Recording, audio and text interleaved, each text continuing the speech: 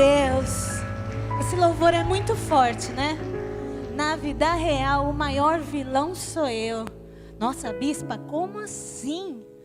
Como eu sou o maior vilão? Sim, eu tenho uma notícia. Você é o maior vilão. Eu sou o maior vilão. Vocês vão entender um pouco nessa ministração como a gente tem o poder de frustrar a gente mesmo. Como a gente tem o poder de fazer a gente ficar lá embaixo. Quando Deus diz, levanta, você é filho, você é amado, você é querido. E nós, como os vilões, a gente nos coloca lá embaixo. A gente fica pequenininho. Por isso a música diz, o maior vilão sou eu. Um dia o apóstolo ministrou, agindo Deus, quem impedirá? Você e eu. A única pessoa que pode impedir o que Deus tem para você é você mesmo. Por isso você é o maior vilão da história. Ninguém mais. Não há vilão que pode impedir o que Deus tem para você. Não há nada neste mundo que pode impedir o que Deus tem para você. Às vezes a gente tem tanto medo do diabo, mas ele não pode impedir aquilo que Deus já prometeu para você. Aquilo que é seu por direito, mas você pode. Você pode barrar tudo. Por isso que agindo Deus, quem impedirá? Você e eu. Você tem o poder de deixar com tudo que Deus tem, tudo que Deus prometeu aqui, tudo que Deus te deu através de Jesus, chegue até você, ou de barrar e se tornar o maior vilão da sua vida. Por isso, em nome de Jesus, hoje você vai sair daqui sabendo disso. E você não vai ser mais o vilão dessa história, não vai. Você vai sair daqui tomando posse daquilo que Deus te deu por direito. Daquilo que Jesus morreu na cruz para que você tivesse. Não foi à toa que Ele morreu na cruz. Ele morreu para te dar vida. Ele morreu para te dar salvação. Ele morreu para te dar uma vida digna. Ele morreu para que você fosse filho de Deus. E você não pode sair daqui aceitando qualquer coisa. Você não pode sair daqui achando que você não é merecedor desta palavra, porque você é. Através de Jesus, você é. Amém? Amém. Podeis se sentar. Nós estamos no mês da proteção. Estamos falando tanto isso, e glória a Deus por esse mês. Glória a Deus pela palavra do apóstolo, que ele falou sobre o Salmo 91. Foi uma resposta de Deus para mim. Quem não assistiu, eu falo isso para um monte de gente. Assista, busque lá e assista essa palavra que ele ministrou sobre Salmo 91, para que você entenda a proteção de Deus sobre a sua vida. E Deus é poderoso, Ele nos protege. Mas bispa, talvez você chegou aqui e você está se perguntando, nós estamos no mês da proteção. Eu tenho recebido essa palavra de que eu serei protegido, de que Deus me guarda. Mas eu estou vivendo algo que não está batendo. Eu estou numa crise. Às vezes eu me sinto desprotegido. E por que será que Deus permite que passamos por crise? Por que será que Deus permite que a crise chegue até nós? Seria tudo tão mais fácil se a gente não passasse por problemas e por dificuldades, não é assim? Quem gostaria de dormir e acordar no País das Maravilhas? Ou então, de ter, quem já assistiu Cinderela? Eu assisto muito por causa das crianças, mas acordar e ter a fada madrinha com a varinha de condão? E salacazum e pim! Tudo dá certo. Quem gostaria dessa vida maravilhosa? Todos nós queremos uma vida perfeita, uma vida sem problemas, uma vida sem crise. Mas por que Deus permite que essa crise chegue até nós? Por que Deus, sendo nosso protetor, aquele que nos guarda, aquele que nos ama, permite que eu e você passamos por dificuldade? E é por Ele te amar tanto que Ele permite que essas coisas aconteçam. É por Ele ser tão maravilhoso e tão poderoso e te amar, que Ele permite que essas crises cheguem até você. Porque a crise, ela faz a gente se aproximar de Deus. Quem aqui passa por crise e fica mais pertinho de Deus? Quando está tudo bem, está tudo bem. Eu estou conseguindo. Eu estou bem financeiramente, eu estou bem na minha casa, eu estou bem com meu marido, eu estou bem com os meus filhos, eu estou bem no meu ministério, eu estou bem. Eu até esqueço de orar para Deus, porque está tudo bem. Não é impossível que só eu passo isso. Mas quando a crise vem, você levanta e dorme clamando o nome de Jesus. É ou não é? Quando a crise chega, você está tomando banho, você está, por favor, Deus, ajuda. Tem hora que você nem sabe mais o que você está orando, porque você está orando constantemente. E isso te aproxima de Deus. A crise nos mostra que nós não estamos no controle. É necessário a crise chegar para que eu e você entenda que a gente não tem controle de nada. E que aquele que tem controle e que se eu não me voltar a Ele, se eu não orar, se eu não buscar, se eu não clamar, pode ser que eu pereça. O meu pai, só um exemplo básico de que a gente não tem controle de nada. Meu pai, de terça para quarta-feira, 2 veias do cérebro dele disseram: hoje a gente não vai bombear. E elas pararam de bombear. E ele teve um AVC. E ele ficou surdo, ficou sem andar e ficou vomitando o tempo inteiro. E é nessas horas que você vê que você não tem controle de nada. Que pode estar tudo bem, que pode estar tudo perfeito, mas a qualquer instante você não tem controle. É Deus que dá, é Deus que tira, é Deus que põe e é Deus que tira. É Deus que pode todas as coisas. Graças a Deus ele já está bem melhor, está se recuperando, porque Deus é fiel. Já teve várias situações em que ele precisava. Teve umas experiências com Deus.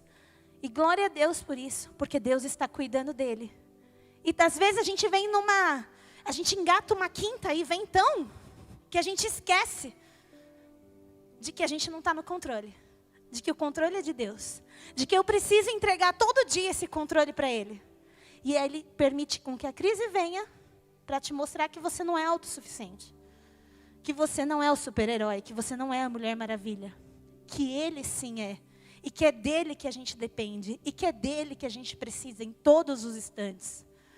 Por isso, muitas vezes, Ele permite que a crise chegue. Na crise, nós somos transformados. Quem aqui já passou por uma crise e saiu mais forte, mais guerreiro? Saiu feliz e contente. Porque falou, eu venci mais uma. Deus, obrigado. E aí você sai mais cheio de fé. É ou não é? Você entra numa crise achando que o mundo vai acabar. Achando que nada vai dar certo. Achando que a sua vida agora acabou. Mas quando você sai dessa crise, você está com mais fé, mais coragem, mais ousadia, mais vontade de falar de Deus. Mais você entende que Ele é perfeito. Mais você entende que Ele te ama. É assim ou não é? Por isso as crises são necessárias. E na Bíblia a gente vê diversos tipos de crise. E eu vou falar sobre uma, especificamente, em que Deus tocou no meu coração.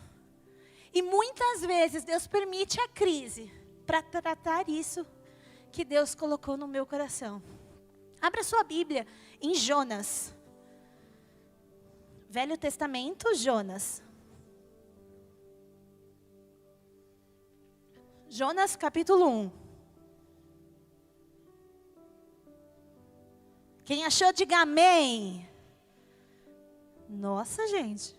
É um livrinho pequenininho. Por isso que está difícil de achar. Se não achou, vai no telão, não vai? Jonas capítulo 1. Eu vou usar o versículo 4, 12 e 15, tá bom? Vamos lá. No versículo 4 diz assim: o Senhor, porém, fez soprar um forte vento sobre o mar. E caiu uma tempestade tão violenta que o barco ameaçava arrebentar-se. No versículo 12, respondeu ele, esse ele foi Jonas, tá? É Jonas falando agora. Pegam-me e jogam-me ao mar, e ele se acalmará, pois eu sei que é por minha causa que esta violenta tempestade caiu sobre vocês. No 15 diz assim, então eles tomaram Jonas e o lançaram ao mar, e cessou o mar da sua fúria. A Bíblia conta a história de Jonas, ainda que ela pareça de contos de fadas, porque ele é engolido pela baleia e passa 3 dias na baleia e tudo mais. Isso é história real, aconteceu. E se você não acredita, entra lá no Google, fala, impossível, bispa.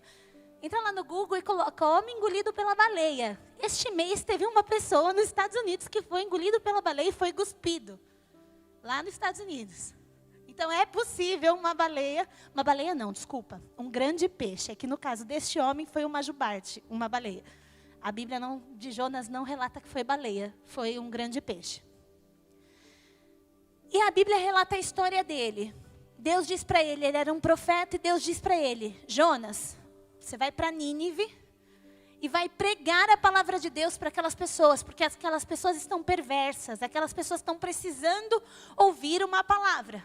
E Jonas, por birra, porque ele não gostava do povo de Nínive, ele diz, vou nada. Ele pega um barco, sai da cidade que ele estava e o barco vai para Társia. E aí ele pega esse barco. E ele está dentro do barco, começa a vir uma tempestade. A tempestade começa a vir e a Bíblia diz que a ponto de querer quebrar o barco, de tão forte que era a fúria do mar, de tão forte que era essa tempestade. E aí, o marinheiro começa a ver o que está acontecendo. Ele começa a ficar desesperado, porque é sobre o marinheiro que a gente vai falar. Imagina esse marinheiro. Ele estava carregando pessoas, cargas. Ele devia ter revisado o seu barco. Ele devia ter visto, está tudo ok, está tudo perfeito, a gente pode ir. E aí, do nada, chega uma tempestade que começa a arrebentar tudo, a ponto de quase quebrar o barco. Esse marinheiro desesperado, o que ele começa a fazer? Pegar toda a carga, todas as malas, tudo aquilo que ele estava carregando e jogar para fora do barco. Joga tudo. Ele manda todo mundo da equipe, vai jogando tudo para fora.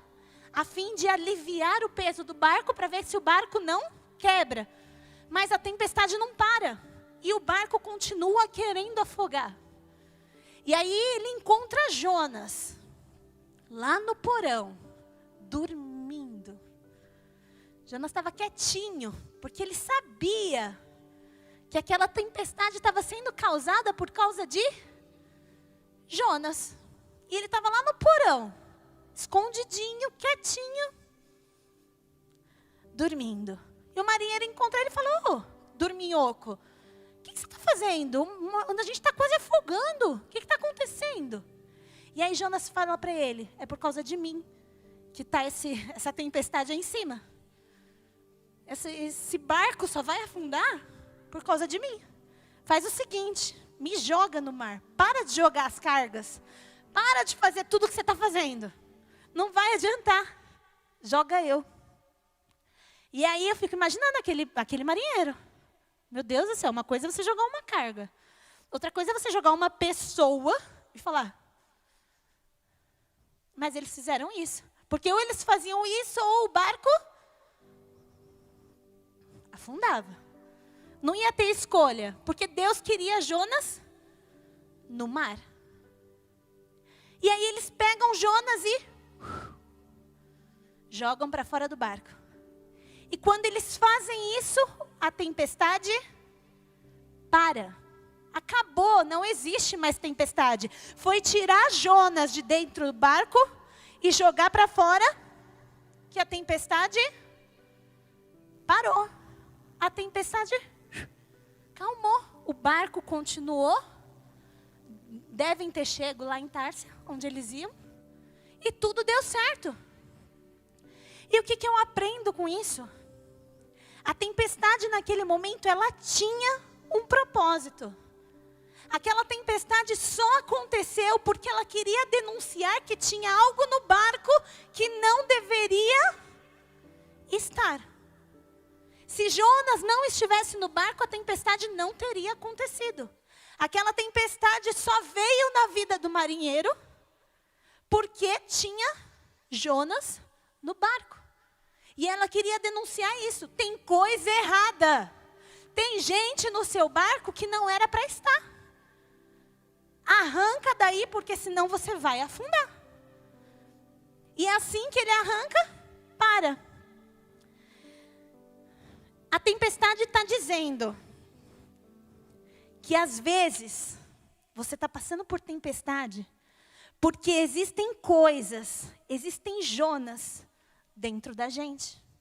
Existem coisas que às vezes está no casamento, no seu serviço, na sua vida, nos seus hábitos, no seu celular que não deveria estar.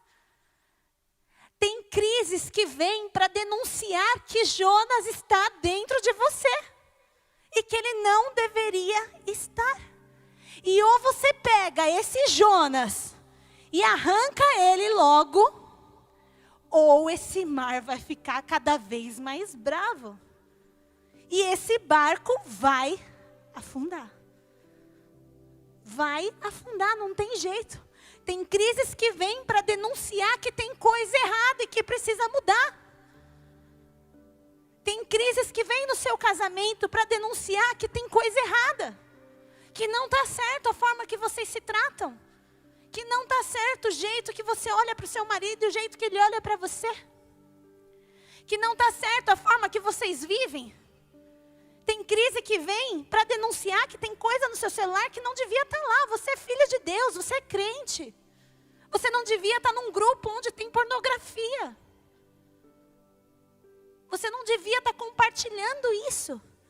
E aí às vezes a gente está na crise e a gente está achando que a crise está vindo porque, oh meu Deus, ainda joga a culpa em Deus. A culpa é de Deus. Não, a culpa não é de Deus, a culpa foi de Jonas que entrou lá dentro. Deus não fez aquilo porque ele falou, eu vou fazer e pronto, porque eu quero que esse barco afunde. Não, ele queria tratar Jonas. E muitas vezes a crise chega na minha vida e na sua, porque Deus está querendo mostrar que tem coisas que precisam ser arrancadas. Tem coisa que não dá para viver mais assim, não combina.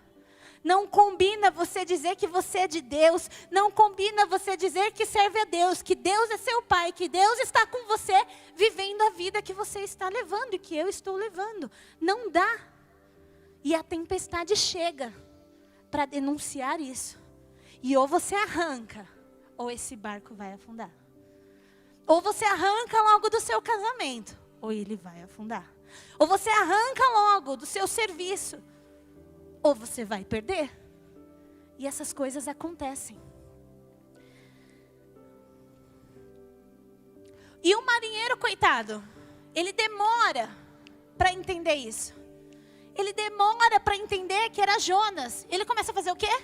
Jogar as cargas, tudo fora. Não é assim? Joga isso aqui, joga. Ele perde.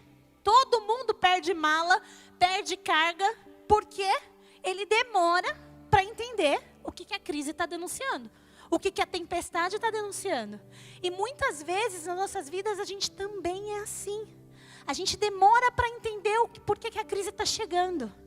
A gente demora. E aí a gente começa a jogar tudo para fora. E aí eu começo a jogar no meu marido, no meu filho, no meu chefe. Achando que é eles o culpado. Achando que o meu casamento está ruim por conta do meu marido. Achando que o meu filho não me dá atenção porque ele é um adolescente rebelde.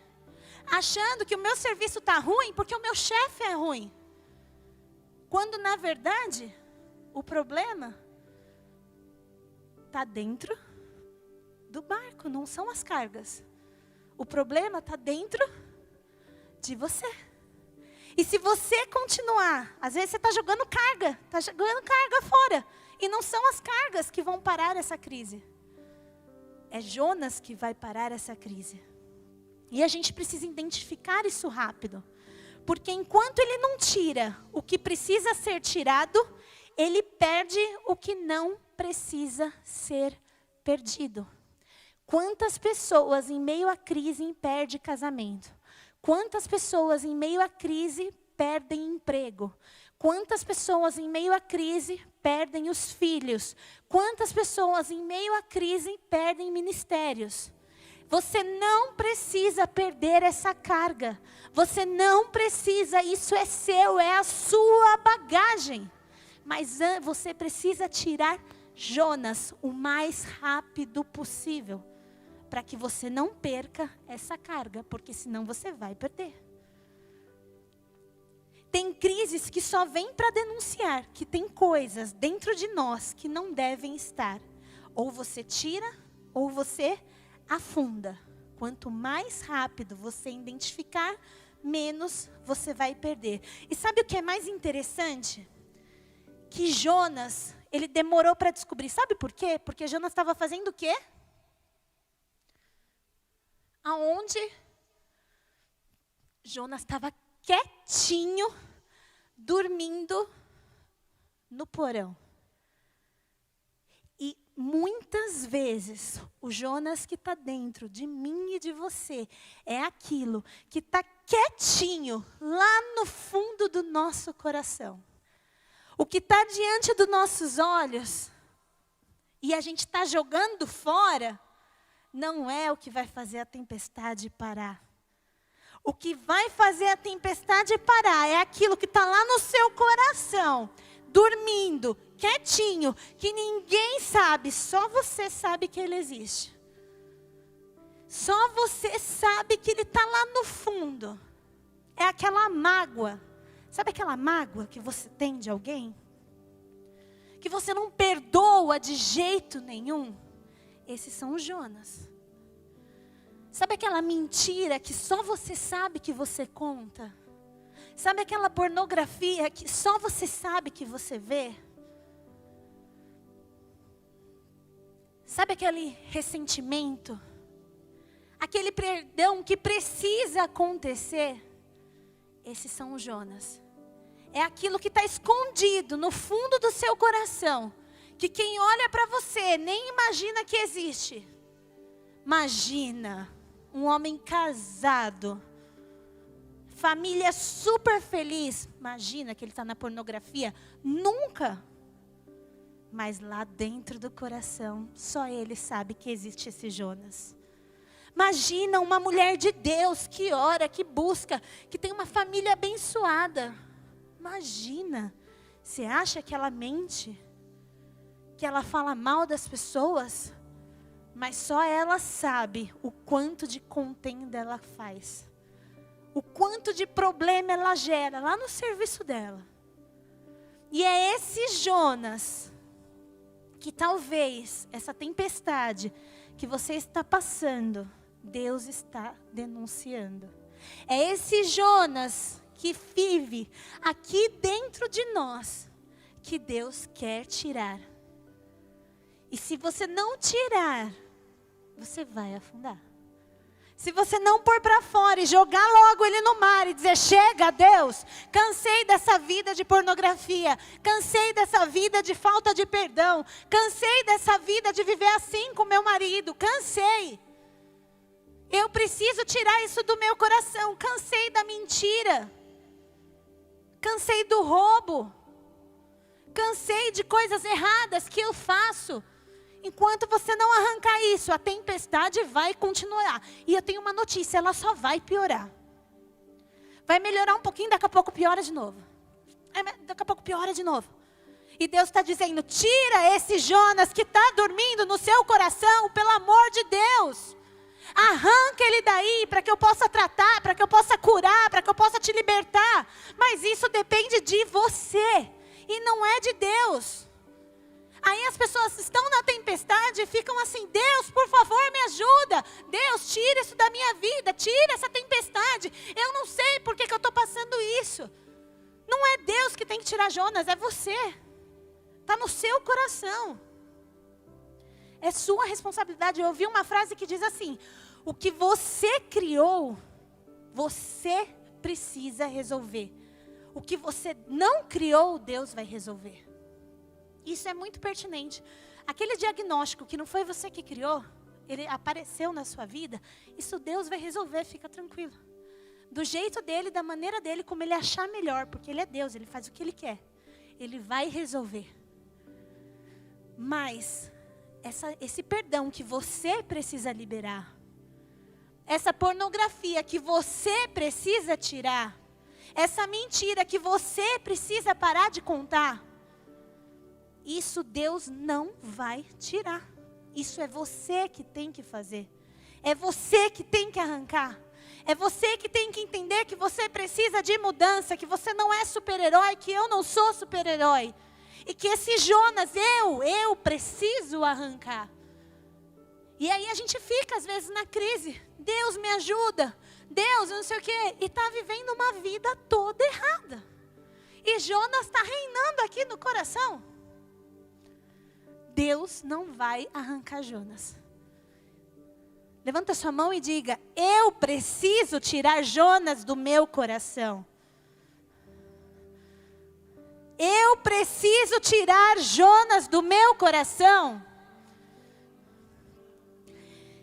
E existe uma coisa chamada orgulho. Não, bispa. Esse aí eu não tenho no meu coração, não. Eu posso ser todas as coisas, mas orgulhoso eu não sou. Só o fato de dizer que você não é orgulhoso, você já é orgulhoso. O orgulho é uma coisa que destrói muita casa, muitas pessoas e muitas vidas. A gente acha que orgulho é só aquela pessoa prepotente, não é assim? É só aquela pessoa que é orgulhosa demais. Mas quanto mais a gente tem estudado, mais a gente tem visto que o orgulho faz parte das nossas vidas. Mais a gente tem visto que as pessoas e eu somos orgulhosas. Eu descobri um orgulho no meu coração, um Jonas no meu coração.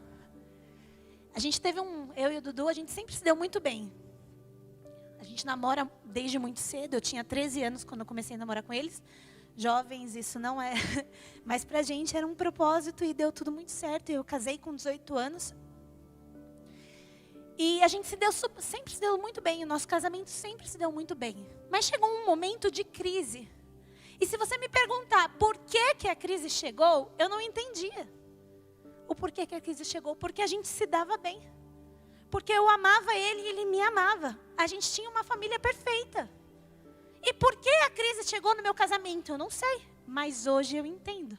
Depois dessa ministração, e depois dos cursos, e depois de eu entender que eu sou orgulhosa, eu entendo por que a crise chegou. E chegou um dia que a gente estava no carro vindo de São José, de um culto, e eu fiquei até 2 horas da manhã, estava eu, a apóstola e o Dudu, falando de coisas que nem eu sabia o porquê que eu estava falando, mas eu precisava falar. Eu estava vivendo uma crise no meu casamento. E se você me perguntasse por quê, nem eu sabia. E aí, naquele dia ele ficou chocado, porque eu falei um monte de coisa que nem ele imaginava que eu sentia. E aí eu achava que o problema era ele. Eu achava que todo erro era dele.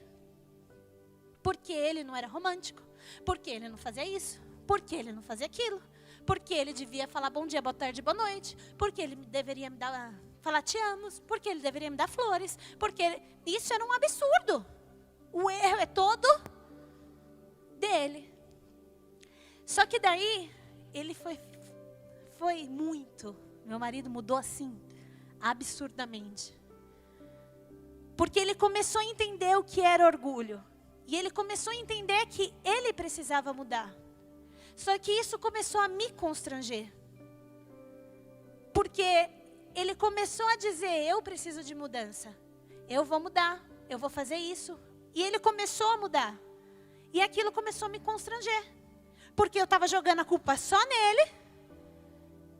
E ele mudando em várias coisas. E daí eu descobri que o orgulho reinava dentro de mim. Porque eu não tinha a paixão de poder olhar para o Jonas que existia no meu coração e só jogava a culpa nele. Então eu esquecia que eu era uma pessoa que não aceitava estar errada. Os meus amigos diziam, com você não adianta discutir. Porque você vai estar certa. A gente pode ficar falando. E você vai estar certa. Só que para que eu vou olhar isso para dentro de mim? É mais fácil eu jogar a culpa nele. É mais fácil, sabe por quê? Porque se o casamento acaba e para os outros eu sou a coitadinha. Eu sou a tadinha. E muitas vezes a gente age assim. O orgulho faz a gente não reconhecer que a gente erra. Que se o seu casamento está ruim, a culpa é sua. Se a sua relação com o seu filho está ruim, a culpa é sua. Se seu emprego está ruim, a culpa é sua. O outro pode ter culpa? Pode. O outro pode fazer coisa errada, mas não vem ao caso. Tudo tem a ver com você. Quando você muda, tudo muda. E eu era orgulhosa demais para dizer, não, eu errei. Eu ficava quando vinha a crítica, eu ficava o tempo inteiro me justificando. Se ele falasse que eu errei em alguma coisa, que eu fiz alguma coisa, eu ficava tentando me justificar. Para dizer que eu não era errada. E que a culpa era dele. Isso chama-se orgulho. Pessoas que não sabem enxergar que estão erradas. Pessoas que jogam a culpa no outro. Pessoas que dizem que todo o seu problema é pautado por conta do outro. São pessoas orgulhosas. São pessoas que precisam de cura. Que precisam arrancar esse Jonas que está no coração urgentemente. Porque senão você vai perder a carga. E você vai achar que o que perdeu a carga foi a tempestade. Se eu perdesse o meu casamento naquele momento, eu ia achar que o que perdeu foi a tempestade da crise que chegou. Quando não era. Quando o problema estava dentro do meu coração. Quando ao invés de eu ficar olhando só as coisas ruins, só o fato dele não dizer que me amava na época. Porque hoje ele fala muito, graças a Deus, aleluia. Mas eu ficava só olhando o que ele fazia de ruim. Só as coisas que ele não fazia. E eu esquecia de olhar aquilo que ele fazia. Aquilo que era bom. O bom pai que ele era. O bom marido que ele era. As coisas que ele cuidava de mim. Mas não, eu queria que fosse do meu jeito. Da minha forma. Tinha que ser do jeito que eu quero. Isso chama-se orgulho. E precisa ser quebrado urgente. Se você tem um pouquinho disso dentro de você, é um Jonas. E é um Jonas do grande. E ele precisa ser arrancado urgentemente. Se você não perdoa, também chama-se orgulho. Eu não perdoo porque eu sou orgulhoso demais para perdoar. Eu não perdoo porque não fui eu que errei. E eu sou orgulhoso demais para isso. Se você tem algo que você precisa perdoar e não consegue, é um Jonas que está dentro aí de você. Que precisa ser arrancado urgentemente. E essa palavrinha chama-se orgulho. Pessoas que não aceitam ajuda. Sabe aquelas pessoas que você quer ajudar, mas sempre está bem? Não, estou bem. Você está vendo que a pessoa está quase morrendo. Você está vendo que o casamento está caindo, que vai perder o emprego, que está tudo horrível, mas ela está bem. Não, estou bem, não preciso. Não, está tudo certo. Isso chama-se orgulho. Admite que você precisa de ajuda. Eu preciso de ajuda. Todos nós precisamos de ajuda em alguns momentos. Isso não é vergonhoso para ninguém precisar de ajuda. Só que peça ajuda para as pessoas certas. Existem pessoas que às vezes vêm se aconselhar com a gente, Mulheres, eu estou quase para separar do meu marido. Já falei com fulana, ciclana, e elas disseram que é isso mesmo, faz isso mesmo, porque ele não te dá valor. Esse não é o tipo de ajuda que você precisa. Se for para te afundar, obrigada, mas não é esse tipo de ajuda. Peça ajuda para as pessoas certas, pessoas que vão te ajudar a tirar o Jonas de dentro de você. Mas sabe por que muitas vezes a gente não faz isso? Sabe por que muitas vezes a gente prefere pedir ajuda para pessoas erradas? Porque as pessoas erradas vão realçar o seu orgulho. Elas vão deixar ainda maior. Porque elas vão colocar você como coitadinho. Elas vão colocar você como o pobre coitado da história. E o ser humano adora ser a vítima. Por isso que a música, quando a gente fala que a gente é o vilão, choca tanto. Como assim? Não, eu sou bonzinho. Eu sou o coitado. Não, vilão, eu. Então, a gente tem a tendência de procurar pessoas que vão fazer a gente se sentir vitimizado. Porque a vitimização é a nossa zona de conforto. É uma delícia ser vítima. Quando todo mundo está compadecido de você. Quando você é o coitado. É uma delícia, é a zona mais confortável que existe. Porque ninguém te critica. Ali você é o coitadinho, ali as pessoas estão com dó de você, ali as pessoas estão te dando atenção. Mas quando você pede ajuda, que a pessoa olha para você e diz, você está errado, você precisa mudar. Tudo isso está sendo gerado por conta de você. Bispa, você não é de Deus. Imagina você não conhece meu marido? E não é confortável esse tipo de ajuda. A ajuda que te revela a verdade. A ajuda que te mostra aquilo que você é e que você precisa mudar. Essa não é confortável, essa dói. Essa é uma luta aqui dentro. É aquela que rasga o seu coração e faz olhar para dentro e dizer, caramba, que Jonas que eu tenho aqui dentro. Meu Deus, eu nunca tinha visto isso. Isso dói. Só que é isso que transforma. É isso que vai fazer você mudar de vida. É a verdade que vai te libertar. É ouvir o que você precisa ouvir, que vai fazer você sair da sua zona de conforto. Enquanto você estiver na zona do conforto, o seu casamento não vai mudar. Enquanto você estiver na zona de conforto, o seu emprego não vai mudar. Você vai ser só mais um funcionário. Porque todo mundo faz. Então seja todo mundo. Continua sendo mais um. Enquanto você estiver na zona de conforto, seu filho vai entrar e sair sem olhar para você. Saia da zona de conforto. É difícil, dói, mas é possível.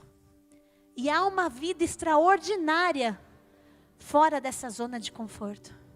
Há uma vida em que Deus prometeu fora dessa zona de conforto. Há uma vida em que você vai ser pleno quando você tira Jonas e sai da zona de conforto. Saia daqui hoje dizendo, eu preciso sair da zona do conforto que está meu casamento. Eu preciso sair da zona de conforto que está a minha casa, a minha família, os meus negócios. Eu preciso sair. Porque quando eu mudo, tudo muda. Gente, isso é real. Não, bispa, você está dizendo que se eu mudar, o meu casamento vai mudar? Vai. Eu não estou justificando nada. Não estou dizendo que se ele te traiu ou ela te traiu, que foi certo, que não é isso. Mas não tem a ver com ele, tem a ver com você. Cuida do que tem a ver com você. Mude o que você precisa mudar. Porque senão é um ciclo vicioso. Você vai sair desse casamento. E depois você vai entrar num outro falido da mesma forma. Porque você não mudou. Vai virando um ciclo vicioso. E quando você acha que não, você está nesse ciclo. Quem já viu pessoas que já se separaram 3, 4, 5 vezes? E se você sentar para conversar, cada casamento ela tem uma coisa diferente. Ah, não, esse aqui eu terminei porque ele era assim. Esse aqui eu terminei, não, porque ele era assado. Esse aqui eu terminei, gente, pelo amor de Deus, eu não estou dizendo que as caras não era do que ele está dizendo, que eles foram certos. Mas tem alguma coisa errada com essa mulher. E ela precisa mudar, ela está atraindo pessoas erradas. É a zona de conforto que ela está. Ela precisa mudar para ela atrair coisas novas. E ela só vai fazer isso quando ela olhar para ela e dizer, eu preciso mudar. E parar de jogar a culpa nos 5 casamentos que ela teve. Só que isso dói. Mas isso transforma. Então peça ajuda. Quando você tiver um problema e você pedir ajuda, e a pessoa olhar para você e dizer, não, você está certo. Não, imagina, coitado, sério. Fuja da ajuda dessa pessoa. Porque se houve um problema, o outro pode estar errado? Pode. Mas que tem algo que você também está errado, você pode ter certeza que tem. Pode ter certeza, seja na empresa, no casamento, com o filho. Em alguma coisa você também está errando, que foi o meu caso. E a gente precisa olhar isso. Pessoas orgulhosas, elas julgam e criticam o tempo inteiro. É aquele tipo de pessoa que ela só olha o defeito do outro. Ela consegue ver o erro que está na vida de todo mundo, menos da dela. Isso chama-se orgulho. É orgulhosa demais para olhar para dentro. Para olhar para o Jonas que está dentro do seu coração. Ela consegue olhar o do outro. Mas o dela, não, o dela é perfeito. Isso chama-se orgulho e precisa ser quebrado. Pessoas orgulhosas necessitam ser reconhecidos.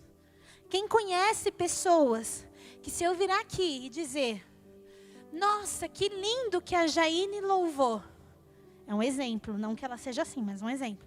A pastora Thaís vai dizer, nossa, ela só elogia a Jaine. Ela não me elogiou. Quem conhece pessoas que vivem assim o tempo inteiro? Ela precisa ser reconhecida o tempo inteiro. E sabe de uma coisa? Eu descobri que eu tinha isso. Sério. Era uma coisa que eu tenho. E eu preciso cuidar. Porque às vezes eu converso com o Dudu de algumas coisas. E às vezes eu falo para ele, ó, a gente pode fazer assim, fazer assado, fazer assado. E aí às vezes ele vai conversar com a mãe dele e com o pai dele. E ele fala, porque eu pensei em fazer isso, isso e isso. E aí eu ficava, você pensou? Mas fui eu. Toda honra e toda glória seja dada a mim. Gente, isso é ridículo? É engraçado? Mas é triste. É engraçado, mas é um Jonas que vai te afogar. Sério? E eu trabalho isso o tempo inteiro. Esses dias eu ainda fiz para ele, que ele falou não sei o quê. Não sei o que a gente estava falando. Que aí eu falei e aí ele, não, porque vamos fazer assim, assim, assado. Aí fui eu que acabei de falar isso. Fui eu que disse. Ele, tá bom, você disse, vamos fazer porque você está falando. Olha que coisa ridícula quando você olha. Na hora você se sente, uau. Mas agora contando, dá vontade de esconder a cabeça no chão. De tão ridículo que é. Não é? Mas quem nunca passou por isso? Quem não faz isso? Isso chama-se orgulho. Jonas que precisa ser tirado. Se você tem tanta necessidade de reconhecimento, significa que existe um orgulho aí dentro gigantesco. E precisa ser quebrado. Então você entende que esse Jonas e tem tempestades que vêm para mostrar que dentro do nosso coração não está tudo certo. Que dentro do nosso coração existem coisas que precisam ser trabalhadas. Pessoas que são defensivos quando criticados. Sabe aquela pessoa que você não pode falar nada para ele? Você vai falar qualquer coisa. Às vezes ele vem com alguma coisa e aí ele fala, porque eu pensei no azul. E você fala, não, o azul não é muito legal, eu prefiro vermelho. Pronto, já é um problema, porque ele acha que você já está criticando o azul que ele pensou. E daí ele começa a fazer orgulho. Pessoa com orgulho não aceita críticas. Ela é orgulhosa demais para entender que ela está errada. É orgulhosa demais para aceitar que a forma que ela pensou não é o melhor. E precisa ser quebrado. E aquelas pessoas que Em todas as situações, ela espera que o outro peça perdão para ela. Ela não precisa pedir perdão, mas o outro precisa. E eu vou te dizer algo. Se você está esperando que o outro peça perdão para você, você já deve pedir perdão para ele. Porque com certeza você já deixou a ira e a mágoa entrar no seu coração. Esses dias a gente estava aconselhando uma pessoa, eu e o bispo, em que ela foi molestada quando criança. E ela veio conversar com a gente e a gente disse, você precisa perdoar. Você precisa perdoar essa pessoa. E ela falou, ai, mas é difícil. Eu sei. E você precisa perdoar e pedir perdão. Bispa, você é louca? A menina foi molestada. Ela vai pedir perdão do quê? Ela vai pedir perdão porque ela deixou entrar a ira, o ódio, a raiva. É loucura. Mas é isso que cura. É isso que liberta. É isso que Jesus pediu que a gente fizesse. E é isso que vai fazer a tempestade parar na sua vida. A fé é acreditar em coisas que não se veem. A fé não é para qualquer um. A fé não é uma coisa fácil. A fé é acreditar nas coisas que Ele te pediu e você não está vendo. Então, se Ele pediu para que você perdoe, perdoe, porque vai ser benefício para você. Você vai ter uma vida leve. Você vai se desligar dessa pessoa. Então você precisa perdoar e pedir perdão também. Faz parte. Ainda que você não tenha feito nada. No seu ponto de vista. Ainda que você não fez nada, mas só o fato de você deixar esse ódio, essa mágoa, esse ressentimento, essa raiva entrar no seu coração, você precisa de perdão. Você precisa pedir perdão. E não é para qualquer um. Não foi fácil, com certeza, para aquele marinheiro. Imagina você no lugar dele. Pegar uma pessoa e fazer assim, ó. Fica aí, que eu estou indo embora. Seria fácil? Não foi fácil, mas é possível. E Deus é tão maravilhoso, que Ele protege Jonas. Ele é engolido por um grande peixe, passa 3 dias, ele é vomitado. Aonde? Aonde Deus mandou ele ir? Em Nínive. Não tinha como fugir. Então, independente do que você está passando, independente da crise que chegue até você, Deus está te protegendo. Ele quer te mostrar algo. A tempestade, a crise vem para denunciar algo, sim. Mas Deus está te protegendo. Deus está te guardando. E Ele te protege tanto que Ele permite que isso chegue até você. Porque Ele quer te mudar. Ele quer que você tenha uma vida nova. Ele quer que você tenha uma vida plena. Ele quer que você tenha uma vida de acordo com o que Ele pediu que você tivesse. De acordo com o que Deus, através da cruz, Jesus, através da cruz te deu. Então agradeça a Deus por essa tempestade. Quando a crise chegar, pare de brigar. Por que, Deus? Por quê? Por quê? Por quê? Ó vida, ó terra, ó céus. Senhor, obrigada. O que é que o Senhor quer me ensinar com isso? O que é que eu tenho que aprender com essa crise? É fácil? Não, não é fácil, é desesperador. Mas Deus está no controle, Deus está no comando. Aprenda rápido o que Ele quer te ensinar. Arranque rápido e a crise vai passar. Amém? Se coloque de pé. Nós vamos adorar ao Senhor. Eu não sei se essa palavra fez sentido para você. Para mim ela fez muito. Porque eu ainda assim, toda vez que a gente entra nesse assunto, eu ainda vejo o quão orgulhosa eu sou muitas vezes. Se você não quer passar por dores mais, entenda que em todos os momentos você precisa de mudança. Você não é perfeito, eu não sou perfeito. O único perfeito que esteve aqui foi Cristo. Então, trabalhe todos os dias em tentar mudar, em se aperfeiçoar. Porque aí as crises diminuem, as tempestades diminuem. Você vai ser uma pessoa melhor. Sendo uma pessoa melhor, o seu casamento vai ser melhor. Sendo uma pessoa melhor, o relacionamento com o seu filho. Estude, faça cursos. Você precisa aprender. Não seja orgulhoso em dizer, não, eu não preciso, eu sou uma excelente mãe. Quando você vem no curso, você descobre que você precisa, que você não é a mãe perfeita que você pensa que você é. Esteja aberto a mudanças. Esteja aberto e você vai ver que tudo vai mudar na sua vida. Quando você muda, tudo muda. E talvez você chegou aqui numa crise, numa tempestade.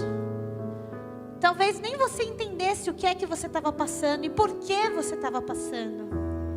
Mas se você hoje entendeu que existe Jonas dentro de você e que esse Jonas precisa ser arrancado, e você quer hoje arrancar, dê nome para esse Jonas. O que é que você precisa tirar? É a pornografia? Dê nome. É o orgulho? Dê nome. É a mentira? É a trapaça? O que é que esse Jonas, como chama esse Jonas que está dentro do seu coração? E se hoje você quer se livrar disso, existe uma pessoa chamada Espírito Santo de Deus. E esse pode te ajudar a fazer todas as coisas. Eu não posso, Ele pode. O Espírito Santo de Deus pode te ajudar e te mostrar qual é o Jonas que está no seu coração. E te ajudar a arrancar. És minha